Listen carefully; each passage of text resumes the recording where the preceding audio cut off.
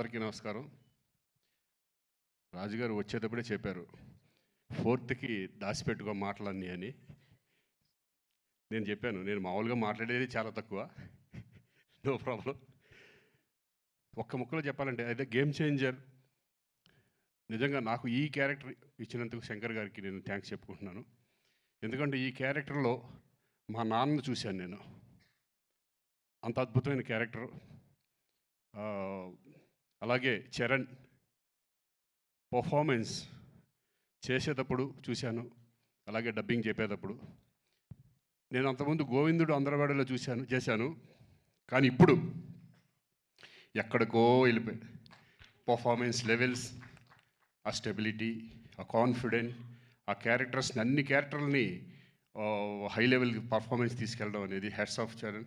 ఈ సినిమా నీకు మంచి పెద్ద హిట్ అవ్వాలని మనస్ఫూర్తిగా కోరుకుంటున్నాను. అలాగే శంకర్ గారు థ్యాంక్ యూ సార్. నాకు మంచి మళ్ళీ మా నాన్న గుర్తు చేశారు నాకు. మా మదర్ కూడా waiting for this film. So thank you very much.